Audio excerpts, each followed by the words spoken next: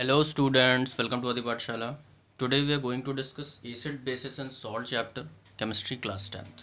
ठीक है, बड़े लंबे समय के बाद ही वीडियो आज आ रहा है तो I was little bit busy.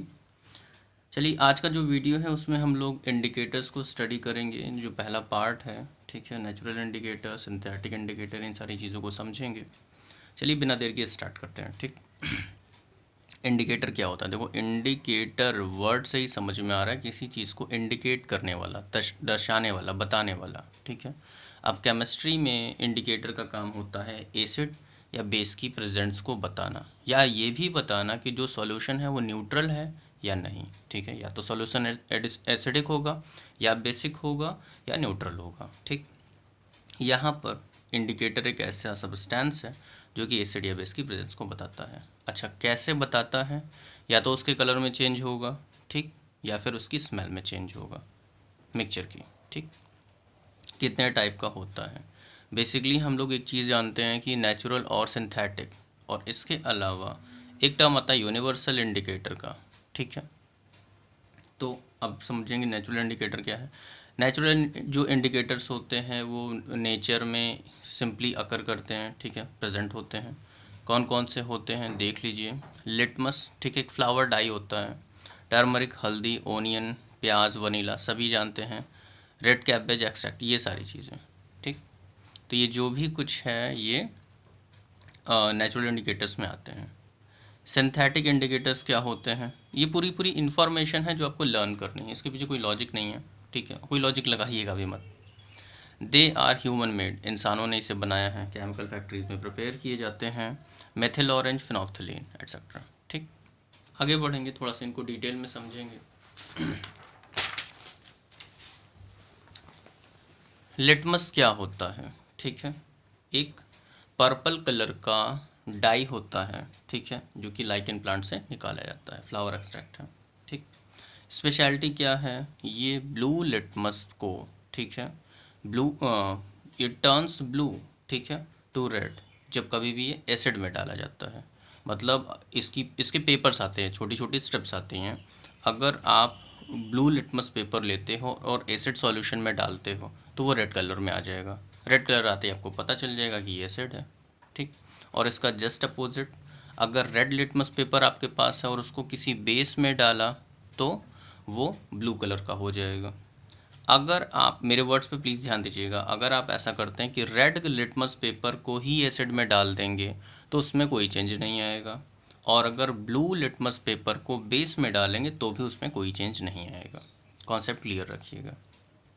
ठीक, इसके अलावा एग्जाम्पल्स क्या हैं इसके? ऑरेंज जूस जिसमें कि एसिड होता है, ठीक है, उसके अंदर आप अगर ब्लू लिटमस पेपर डालते हैं तो वो रेड कलर का हो जाएगा। कौन? Blue litmus paper red colour में कन्वर्ट हो जाएगा। ठीक, सोडियम हाइड्रोक्साइड जो कि एक बेस है, ठीक है, ये रेड लिटमस को ब्लू में कन्वर्ट कर देगा। अब अगर इस ऑरेंज जूस के अंदर आपने रेड लिटमस पेपर डाला होता तो उसमें कोई चेंज नहीं आता। वैसे ही अगर इस सोडियम हाइड्रोक्साइड में ब्लू लिटमस पेपर डाला होता तो इसमें भी कोई चेंज नहीं आता। ठीक, देखो यहाँ पर ये चीज़ दी गई है। ठीक, कॉन्सेप्ट क्लियर रखना। अगला नेचुरल इंडिकेटर है टर्मरिक, उसके बाद रेड कैबेज। टर्मरिक, हल्दी, सभी के घरों में मिलता है, येलो कलर का हो रहा है, ठीक है। इसकी स्पेशलिटी ये है कि ये रेड कलर का हो जाता है जब कभी भी आप इसको किसी बेसिक सॉल्यूशन में मिलाते हो। अगर आपको लग रहा है कि ये एक्सपेरिमेंट घर पे करके देखना चाहिए, सिंपल सा जो चूना आता है घर में, ठीक है, पेंट करने वाला, वो ले लो, उसमें थोड़ा सा पानी मिला दो और उसमें थोड़ी सी हल्दी मिला दो, ऑटोमेटिक कलर रेड हो जाएगा। ठीक, और अगर यही चीज़ किसी एसिड के साथ करोगे, किसी भी एसिडिक सॉल्यूशन में, चाहे वो विनेगर हो या नींबू का रस हो या ऑरेंज हो, कुछ भी हो, तो हल्दी में कोई चेंज नहीं आएगा। बिल्कुल घरेलू होम रेमेडी है, ठीक है। चलिए आगे देखेंगे। रेड कैबेज क्या होती है? कम मिलती है, ठीक है, बट बेसिक कलर इसका रेड होता है। जब कभी भी बेसिक सॉल्यूशन के साथ कनेक्ट होती है, बेसिक सॉल्यूशन में मिलती है, तो ये ग्रीन कलर की हो जाती है, और एसिड्स में इसके कलर में कोई चेंज नहीं होता है। ठीक है, सब कुछ लिखा है, स्क्रीनशॉट मार के लिख लो या वीडियो पॉज करके लिख लो। आगे बढ़ेंगे। अब देखो, ऑली फैक्ट्री इंडिकेटर्स, इसके पहले जो इंडिकेटर, नेचुरल इंडिकेटर जो पढ़े थे, उनमें आपने कलर के चेंजेस के बेसिस पे पढ़ा था। इस बार स्मेल के चेंजेस होंगे, ठीक है। अब ये थोड़ा सा सीरियस है। यहाँ पर आप क्या करेंगे कि जो भी इंडिकेटर है उसको एसिड या बेस में डिज़ोल्व करेंगे और उसकी स्मेल के चेंजेस को समझेंगे। जैसे ओनियन, ठीक है।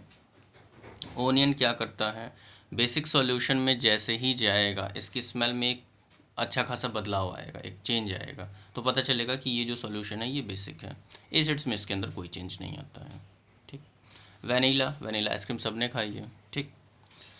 ये बेसिक सॉल्यूशन के साथ इसकी स्मेल चेंज होती है और एसिड्स में इसमें कोई चेंज नहीं होता है, दैट्स इट, ठीक है। नेक्स्ट पॉइंट है हमारा, अब देखो नेचुरल इंडिकेटर्स हो गए, सिंथेटिक इंडिकेटर्स पर आएंगे। और जो यूनिवर्सल इंडिकेटर वाला पार्ट है उसका एक वीडियो हमने बनाया था, बट इस सीरीज़ में भी उसको कंटिन्यू करेंगे, ठीक है। और वो एक ऑन डिमांड वीडियो था, इस वजह से उसमें बनाना था। चलो, सिंथेटिक इंडिकेटर दो हो गए, methyl orange, phenolphthalein. Methyl orange, orange से समझ में आ रहा है, बेसिक कलर इसका ऑरेंज होगा, ठीक है। जैसे ही ये किसी एसिडिक सॉल्यूशन में जाएगा रेड कलर का हो जाएगा। जैसे ही ये रेड कलर एसिड में जाएगा रेड कलर का टर्न हो जाएगा, सिंपल है। दूसरा, और अगर किसी बेसिक सॉल्यूशन में जाएगा तो येलो कलर का हो जाएगा। बिल्कुल सिंपल है, थ्योरी है, दिमाग में रख लो, ठीक। फिनोल्फ्थलीन, ठीक, बेसिकली कलरलेस होती है, ठीक है। इसका खुद का कोई कलर नहीं होता है, लेकिन जब एसिडिक सॉल्यूशन में डाली जाती है तो कोई चेंज नहीं होता है। और अगर बेसिक सॉल्यूशन में बेसिस में NaOH में डाल दी गई, KOH में डाल दी गई, ठीक है, तो ये पिंक कलर की हो जाती है, ठीक। आज के लिए यहीं तक थे हम लोग। आगे की वीडियोस में हम लोग एसिड्स को स्टडी करेंगे। एसिड को स्टडी करना है, बेस को करना है, सॉल्यूशंस को करना है, उनके रिएक्शंस भी देखने हैं, ठीक है। चलिए, तब तक के लिए स्टडी करते रहिए। थैंक्स।